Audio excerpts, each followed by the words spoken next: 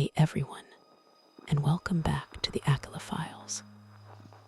Tonight, I've got a story for you that's going to burrow deep under your skin and stay there.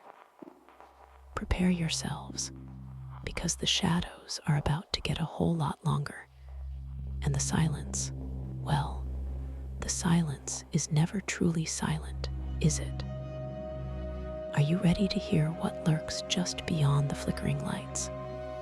It all started on a night much like this, quiet and still, out on the edge of town. There was an old diner, the kind that looked like it was forgotten by time, its neon sign buzzing like an angry insect. I was working the late shift at the convenience store right across the street, mostly for the peace, but also because you never knew what kind of stories might walk through the door. This particular night, however, brought a different kind of story, one that still makes my blood run cold.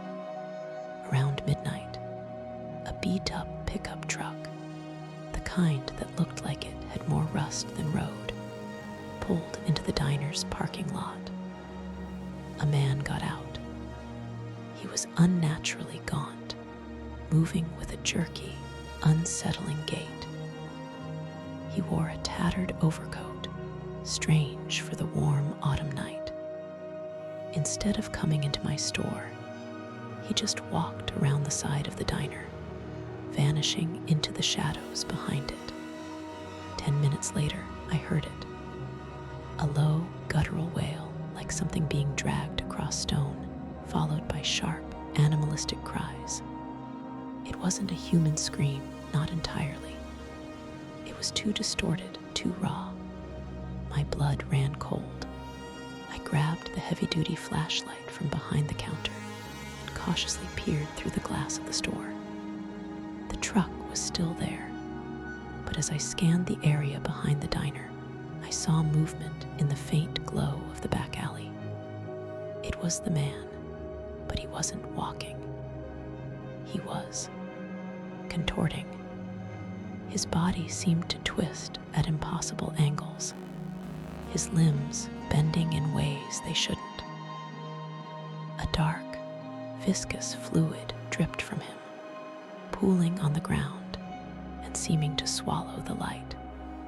The wailing intensified, growing closer, a sickening symphony of agony and something hungry.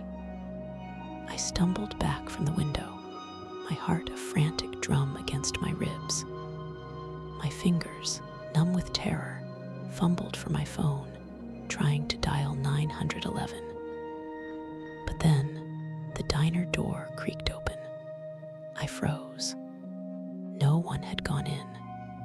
The truck was empty. I hadn't seen anyone enter. Slowly, deliberately, the door swung further open, and silhouetted against that crimson glow stood the man. Or what had been the man. His form was impossibly elongated, his head tilted back, mouth stretched into a silent, horrifying scream. Rows of razor-sharp teeth gleamed in the dim light. His eyes were sunken pits of pure blackness. The tattered coat seemed to melt into his distorted limbs, becoming one with the unnatural flesh. It wasn't a man in a costume. It was something else, something that had worn a human shell and then shed it. A low, rasping whisper slithered from its distorted maw, a sound that vibrated in my very bones. You, see, I dropped my phone. The flashlight clattered to the floor, its beam skittering wildly. I couldn't scream. My lungs felt locked, my body paralyzed by an ancient, primal terror. The thing took a shuffling, agonizing step forward, its joints grinding like broken machinery. The smell of rot and old blood filled the air. It was coming for me. In the fading glow of the diner sign, I knew there was no escape. quiet of the night had been a lie. The stories were real. And tonight, I was about to become one. Do you hear that? That whisper in the dark? That chill that crawls up your spine when you're alone? It's closer than you think. It's waiting.